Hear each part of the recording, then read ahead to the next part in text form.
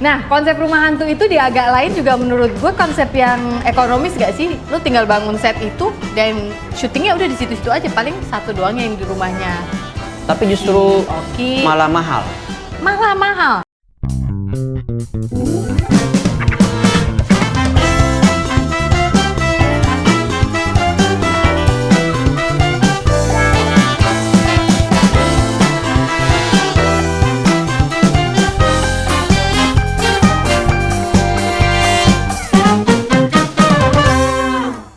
Karena kita bikin satu pasar malam sendiri.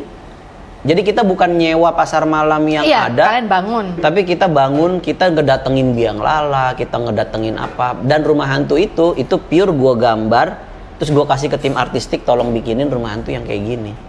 Karena harus sesuai dengan blockingan pergerakannya blockingan kameranya. Kalau kita ke pasar malam kayaknya belum tentu dapat yang rumah hantu kayak gitu, karena rumah hantu pasar malam ya Allah baru buka tirai udah kelihatan belakangnya. Terus di dalam orangnya pada ngerokok setannya. Terus ada orang tuh langsung gitu. Baru begitu dia. Jadi kan saking setengah hati ya. Iya gitu. Tapi kan itu tergambar di awal oleh si itu yang jadi dan yang lain-lain. Kita kan riset kan, kita riset ke pasar malam. Ya emang malas-malesan rumah hantu itu. Yang nggak serem. Kadang-kadang kalau bapak-bapak yang masuk diomelin sama bapak-bapaknya gitu, diinin kalau misalnya anaknya ditarik kakinya gitu diomelin ada tuh dia sama bapaknya. Jadi kayaknya memang penjaga rumah hantu di pasar malam itu harus dikemas dengan menyedihkan, hopeless gitu-gitu. Makanya itu yang jadi premis utamanya. Mereka berusaha mempertahankan rumah hantu yang udah mau dying gitu. Itu konsep yang belum pernah ada di premis yang belum pernah ada ya. Betul, makanya pas kemarin kita browsing itu dan mereka punya beberapa ide, kayaknya yang rumah hantu ini yang paling menarik nih. Ya udah mereka pun setuju bahwa ini yang paling potensial untuk digali komedinya di sini. Jadi ya udah, kita coba dari situ dan alhamdulillah sih hasilnya happy lah semuanya gitu. Menurut gue itu kayak film yang terjadi in the right place at the right time itu benar-benar pas semuanya ya, pemainnya, sutradaranya, penulisnya ya. Energi baiknya tuh kerasa sampai ke penonton sih menurut gue itu good job banget sih, luar biasa banget tuh film agak lain. Kita juga memang berasa sih waktu syutingnya kayak fun banget gitu ngejalanin ininya, terus orang-orangnya juga apa ya, kita merasa memiliki cerita itu karena itu adalah mereka yang punya ide itu, bahkan mereka ikutan investasi di film itu. Jadi bener-bener ngerasa ya ini proyek kita gitu. Iya, bisnis kita bersama. Iya. Termasuk yang adegan tai kucing itu juga ya? Iya, betul. Saya suka sekali adegan. Dan itu saya tag di hari pertama. Untuk tag-nya? Iya. Padahal kan emosi orang-orangnya belum marah pada saat itu, belum ada yang merasa terhianati. Namanya syuting kan kita nggak bisa berurutan ya, jadi memang harus. Iya, kenapa harus itu pertama? Jadwalnya cocoknya di situ. Oh, jadwal yang bisa pemainnya ngumpul semua beserta lokasi yang bisa di saat itu ya dimulai dari situ. Oke. Gitu. Kiprah lu sebagai penulis. Oke. Akankah kita melihat buku keluar dari seorang Aco? Wah, kalau buku kayaknya saya cukup malas untuk nulis buku ya, karena formatnya agak berbeda buku itu ya. Pernah nyoba dulu awal-awal 2014 baru sampai outline tapi nggak lanjut. Fiksi waktu itu non fiksi apa? Personal literatur aja sih. Oke. Cuman berawal dari lu suka nulis blog ya? Iya. Sebenarnya. Iya benar-benar. Cuman nggak tahu kenapa format buku tuh buat gua agak susah. Mungkin kurang cocok aja kali ya. Karena kita tuh kayak bicara dari dua sudut pandang gitu loh. Kayak kadang-kadang kita jadi sudut pandang pembaca, kadang-kadang kita si tokoh yang lagi ngomong gitu-gitu. Jadi kayak menempatkan dirinya. Iya, menempatkan dirinya kayak agak sulit buat gua lakukan gitu. Sementara kalau film ya udah jelas gitu, ini karakternya ini yang ngomong, ini dialog ini yang ngomong ini. Kayaknya lebih nyaman nulis yang begitu atau monolog sekalian stand up. Jadi first point of view gitu dari gue gitu. Jadi gue bingung sama ini. Nah, itu lebih gampang kayaknya menyuarakannya. Tapi kalau buku nggak tahu kenapa kayak belum nemu nikmatnya gitu. Belum ya. Jadi ke depannya yang menurut penerawangan lo, pekerjaan lo akan ada di seputar writing and directing. Iya sih kayaknya. Dan pemain juga nggak? Masih tertarik jadi pemain apa udah nggak? Masih kok, cuman kadang-kadang produser atau sutradara mungkin ngelihatnya, oh dia mah udah ngedirect, kayaknya nggak mau deh main. Padahal mau. Mau kan? Padahal mau gitu. Iya. Jadi kadang-kadang kalau misalnya ada temen lagi ngedirect, ayo sini, kalau misalnya lu butuh pemain 1 scene 2 scene sini gue bantuin gitu, gue main gitu. Mau gitu. Karena beda ya, kepuasannya beda ya. Jadi pemain tuh beda on the other side of the camera juga berbeda ya. Beda banget. Dan bekal ngedirect gue juga datang dari pengalaman sebagai aktor sebetulnya. Iya. Karena kan sebagai pemain kita tahu director seperti apa yang kita sukain. Benar. Pengarahan seperti apa yang bikin kita nggak bingung. Iya, benar. Jadi ketika kita ngedirect, ya sebisa mungkin gue harus ngasih rasa itu ke pemain-pemain gue gitu. Iya. Jangan. Kadang-kadang tuh ngerasa kalau director nggak ngasih space kalau menurut gue. Jadi ketika ada satu emosi yang harus diluapkan, lah kok ruang geraknya cuma segini pak, nggak bisa lebih gitu. Jadi kayak salah satunya mungkin itu ya. Sama misalnya kadang-kadang ada sutradara yang udahlah kita hati-hatian aja pakai Astrada aja nanti yang menyampaikan. Sementara gue lebih suka kayak gue nyamperin sendiri, direct sendiri, karena gue sendiri kalau pemain gue lebih suka di direct sama sutradaranya karena nggak ada missing link gitu. Kadang-kadang Astrada begini pas kita lakukan cut nggak gitu. Padahal tadi kata Astradanya gitu. Ini loh kayak yang bisik-bisik itu. Iya. Tapi kan kita apa dari sini kita kan nggak mungkin menyalahkan. Loh enggak pak tadi kata Astradanya. Kita mungkin gitu. Oh ya siap sekali lagi. Oke. Salah. Iya siap gitu. Nah untuk menghindari itu ya either lo direct Astradanya dengan bener-bener yang bener atau ya lu sendiri yang menyampaikan gitu. Sutradara panutan favorit lu siapa kalau kita boleh tahu? Siapa ya?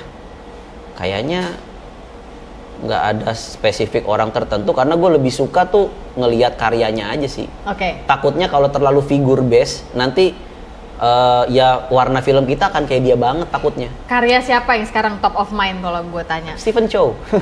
Oh iya. Itu dia baru. Iya jelas ya. Iya itu komedi yang tidak lekang oleh waktu lah. Begitu lo ngomong gitu gue langsung kebayang iya, itu tontonan saya waktu COVID. Itu Stephen Chow udah film lama lo ulang-ulang. Tapi lucunya tetap lucu gitu, nggak lucu gitu. Kung Fu Hustle tuh nggak mungkin nggak lucu ditonton sekarang. Shaolin Soccer tuh nggak mungkin nggak lucu. Jadi lu aslinya sebenarnya orang yang serius apa enggak sih? Nah itu dia tuh, komedi itu kadang-kadang kalau kata Om Indro, komedian tuh punya kutukan. Kita tuh selalu dilihat badut sama orang. Om Indro tuh sering tuh di bandara, orang nggak kenal sama dia, kadang om gendut gitu. Karena ya orang mikirnya komedian itu ya ngelucu. Padahal enggak juga, kita kayak orang biasa aja kan. Nggak mungkin juga kayak profesi lain kita gituin gitu kan. Masa ada teller bank, kita ketemu, teller bank nih ngitung duit, nggak mungkin kan. Atau datang ke acara keluarga, main bulu tangkis, main dulu dong, semes dong gitu. Tapi kalau kita selalu gitu, pelawak nih, ayo dong ngelucu. Selalu digituin, karena bayangan mereka komedian tuh badut. Memang hidupnya tuh hanya untuk ngelucu. Padahal nggak juga, kita bisa sedih, kita bisa marah, apa segala macam. Aslinya lo tuh biasa aja sebetulnya kayak gini. Kalau lagi pengen bercanda ya bercanda, kalau lagi pengen serius. Dan kalau orang-orang bilang kalau lagi di set gue serius banget katanya, jarang bercanda. Jadi memang ya komedi itu adalah sesuatu yang memang harus dilakukan serius juga. Nah itu yang kadang-kadang orang juga nggak ngerti. Dikiranya ya komedi lucu-lucuan aja udah. Lo ada bakat OCD-nya nggak tapi? Ada mungkin dikit-dikit ya, cuman kan katanya nggak boleh self-diagnose. Iya nggak. Ini kita nggak self-diagnose, cuma self-observation. Nah, self-observation. Ya, kadang-kadang ngerasa ada kayak gitu.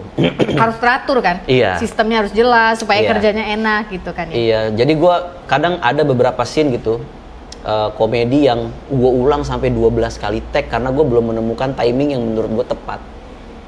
Pernah kayak gitu. Jadi kayak enggak, pokoknya ini belum dapet timingnya tuh, tadi kecepetan, tadi kelambatan, di kepala gue segini, jadi gue kejar segitu, gue peras pemainnya sampai dapet segitu, segitu udah, gitu kadang-kadang. Jadi kalau orang yang ini juga mungkin bingung kali kayak, kenapa ya gue salah apa ya, padahal dialognya nggak salah gitu, cuman timing tuh kadang-kadang. Lu komunikasiin gitu, jadi kayak dari reading bukan salah kalian. Iya, jadi dari reading gue selalu bilang, gue nanti pasti akan ada mungkin sekali dua kali yang kalau kalian ngerasa gue akan minta ulang, itu tuh bukan karena dialognya salah, tapi karena gue belum menemukan timing yang tepat gitu. timingnya seperti apa. Nah kadang-kadang ada yang dijelasin ngerti, ada yang memang nggak paham komedi, yang emang nggak paham aja, tapi nggak apa-apa, gue bilang nanti gue yang arahin. Jadi kadang-kadang begitu, kalau sama yang pemain sesama komedian atau orang yang paham komedi biasanya lebih gampang tuh, dia lebih cepet tuh masuk apa segala macam, kapan untuk ngedelay, kapan jawab apa kayak gitu-gitu, itu soalnya berasa gitu dari intonasinya, dari cara dia ngedelivernya akan berasa lucu atau enggaknya ntar dari situ. Jadi ada beberapa adegan gitu yang bisa sampai puluhan kali take gitu. Iya. Sampai pemainnya, sorry ya bang tadi gue, nggak apa-apa, emang gitu, maaf ya, emang susah gitu untuk dapetin timing yang gue mau gitu.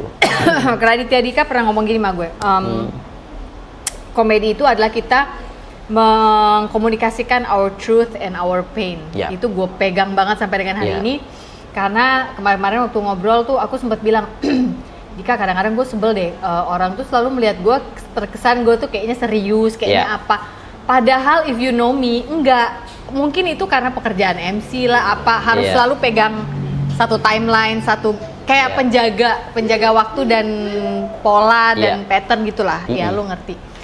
Justru kemarin tuh Dika sempat ngomong sama gue, enggak, kalau menurut gue, karena dia udah sempat baca beberapa tulisanku kayak ini, dia baca, menurut dia adalah justru kita tuh mengkomunikasikan our truth and our pain. Nah disitulah letaknya yang namanya komedi. Dan menurut gue iya sih, cuma kayaknya kalau itu dipakai di perpanggungan MC nggak selalu bisa kena, karena orang selalu mengharapkan MC itu yang kaku ya, maksudnya kita pegang koridor, orang nggak mau sampai ada kesalahan dan yang lain-lain. Lalu dia memberi gue ide yang menurut gue semi menantang untuk gue mencoba open mic di Bali ini yang belum gue lakukan sampai sekarang karena gue masih takut. Ayo open mic. Gue takut. Tapi menurut lo itu benar ya berarti ya, berdasarkan premis lo tadi, kita komedian orang biasa juga kok, bisa sedih, bisa marah, bisa apa. Jadi sebenarnya yang kita utarakan truth and pain kita. Betul. Tapi kita kemas dengan komedi yang sudut pandang komedi. Sudut pandang komedi. Iya. Oh, oke. Yang penting kita tahu formula basicnya aja, bahwa komedi itu selalu ada setup, ada punchline. Jadi ketika menulis ya udah, mana setupnya, mana punchline-nya. Tapi untuk menuju ke sana, ya apa dulu keresahan yang mau diomongin.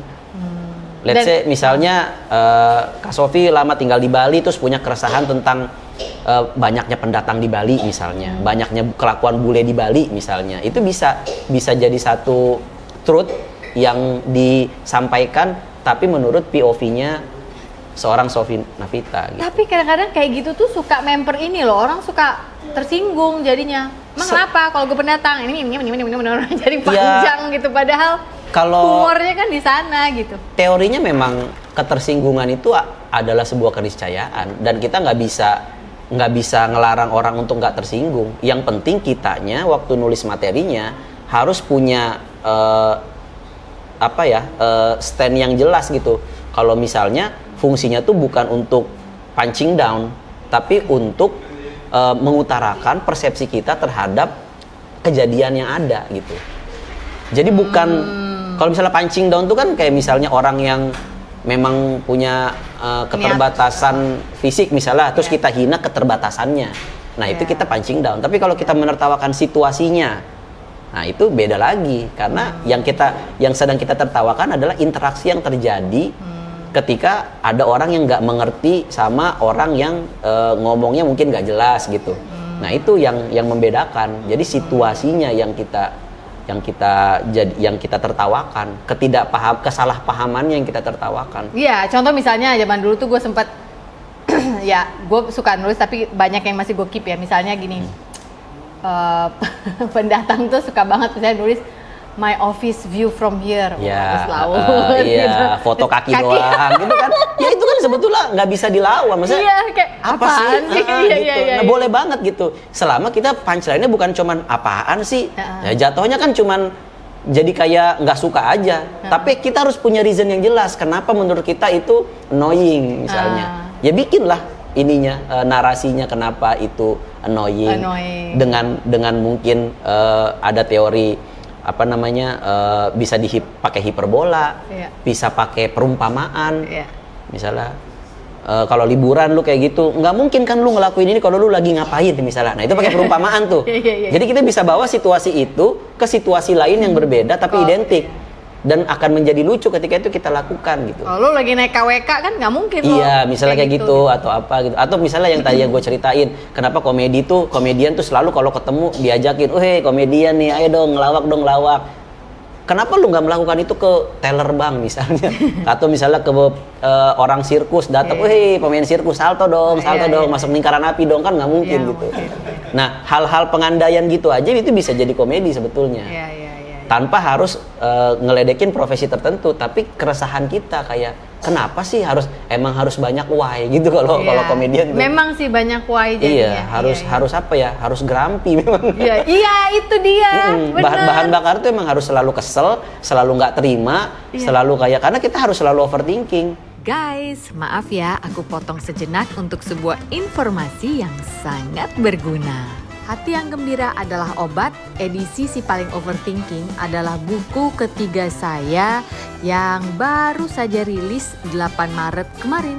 Betul, tahun 2024 ini saya menulis sebuah buku baru, mengajak para pembaca bercermin, terutama setelah kita melewati 3,5 tahun pandemi yang sungguh tidak mengenakan. Buku ini sudah bisa kamu peroleh di toko-toko buku kesayanganmu seperti Gramedia, Buku Akik Yogyakarta, lalu ada Zahra Books. Tapi kalau memang nggak sabar kepengin punya sekarang juga, silahkan dilihat list berikut ini. Ini adalah toko buku online di mana kamu bisa mendapatkannya.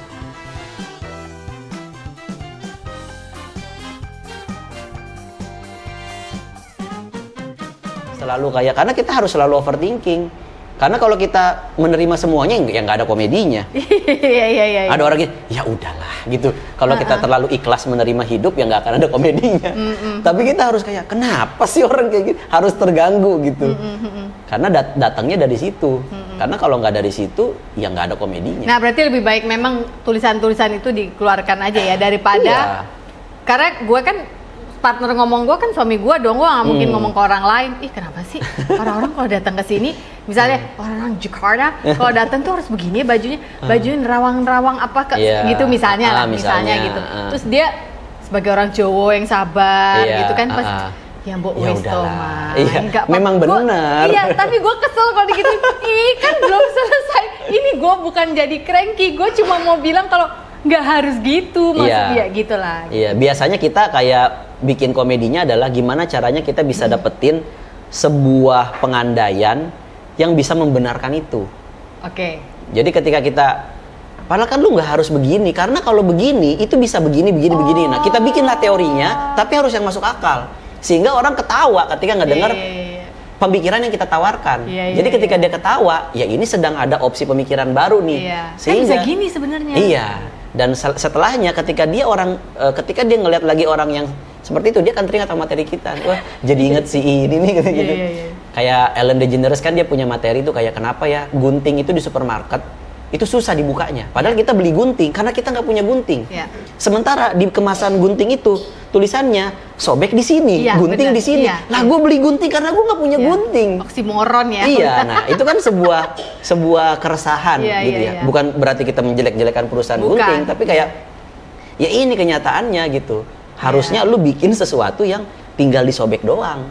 Harus mudah gitu. Jangan yang susah karena kita beli gunting karena kita nggak punya gunting gitu. Itu gue pernah ceritain ke Dika tuh, gue bilang kalau kenapa ya gue paling sebel kalau gue masuk ke sebuah toko, pasti yang nyamperin gue bukan pegawai yang sesungguhnya tapi yang pakai hitam putih. Nah gue paling sebel sama hitam putih karena itu gue baru buka mulut dia udah kosong kak. Lah belum nanya kosong kak, habis kak. Padahal barangnya ada di situ gitu. Jadi itu tuh salah satu keresahan gue yang menurut gue bukannya mau mengatain si trainee-nya tapi begitu putih hitam horor buat gue. Ini pasti nanti gue nyari apa nggak nemu deh gitu. Kayak anak gue juga pernah waktu itu dia lagi nggak mau makan waktu umur berapa bulan gitu, dia nggak mau makan. Gue bawa ke dokter, kata dokter nanti dikasih minum vitamin. Kapan minumnya? Setelah makan. Lah kan gue bawa ke sini dia karena nggak bisa makan gitu. Kalau dia bisa makan gue nggak kesini dong. gue ke rumah makan gitu. Iya benar-benar. Kayak gitu-gitu kayak. Sebentar di rumah makan gak butuh vitamin, iya. Gak sih? Makanya pas dokter bilang minumnya setelah makan itu kayak pengen ketawa gitu, tahan gitu. Wah ini jadi materi nih, jadi materi gitu langsung gitu. Entar sampai rumah langsung tulis tuh. Wah. Ntar pas ada kesempatan manggung baru ceritain kemarin gua ke dokter gini. Ya orang ketawa karena pemikiran itu bener. Iya. Tapi lu bener butuh wadah open mic memang. Kalau sebagai MC kayak gitu dipecat gue langsung. Begitu opening udah kayak gitu langsung dipecat. Iya. Itulah. Okay. Jadi sekarang lu lagi ngerjain apa nih? Selain liburan dan lu meminjamkan waktu lo bersama keluarga di sini. Mbak Ocha juga ada di sini, juga Lana. Terima kasih ya udah meminjamkan suami dan ayah. Terakhir project yang dikerjain itu kemarin Induk Gajah season 2. Udah kelar tuh ya? Udah kelar syuting, jadi sekarang sehabis liburan ini mau langsung lanjut editing. Oh belum ngedit tuh? Belum, jadi bener-bener baru selesai syuting, tinggalkan dulu, liburan dulu, biar fresh dulu, ntar balik lagi ke Jakarta, mungkin akhir bulan ini baru mulai start editing lagi. Target tayang kapan tuh Pak? Agustus sih udah delivery ke Prime Video ya, nanti tergantung Prime Videonya mau nayanginnya kapan. Oke. Dan setelah itu udah ada project-project lain yang bisa lo ceritain ke kita? Mungkin agak lain 2. Agak lain 2.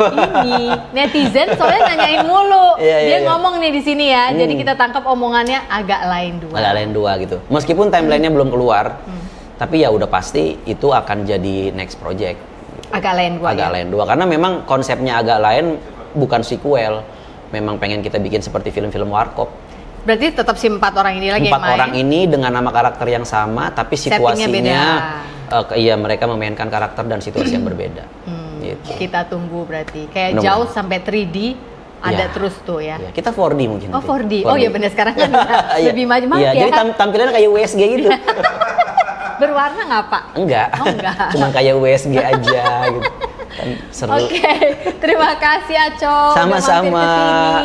Udah menjawab keresahan-keresahan masyarakat yang diwakili oleh saya. Mungkin ada yang nggak terwakili. Ada Bapak mau nanya, Bapak produser biasanya suka nitip pertanyaan. Ada Bapak? Nggak ada. Bapak sudah puas ya dengan kinerja saya ya. Berarti besok kalau ada apa-apa saya diajak syuting ya Pak ya. Baiklah kalau begitu. Dan aku juga mau ngasih ini nih oleh-oleh. Semoga kamu berkenan. Bukuku yang paling baru karyanya. Hati Gembira Adalah Obat. Tapi edisi si paling overthinking. Kayaknya istriku harus baca. Gue juga. Dia sangat overthinking. Oh iya, masa ya? Iya, terima kasih banyak. Thank you ya, udah mau menerima. Baca. Terima kasih. Terima kasih. Sama-sama. Salam untuk keluarga yang ada di rumah. Maksud gue yang di luar daripada istri dan anak yang ada di sini. Sama-sama. Apalagi ya, selamat berlibur. Terima kasih. Dan jangan bosan kalau kita undang-undang lagi ya. Pastinya dong. Oke. Pastinya. Terima kasih banyak. Sama-sama, terima kasih. Hari ini bukan hari yang baik untuk menyerah. Katakan itu setiap hari. You are loved. Sampai jumpa. Bye.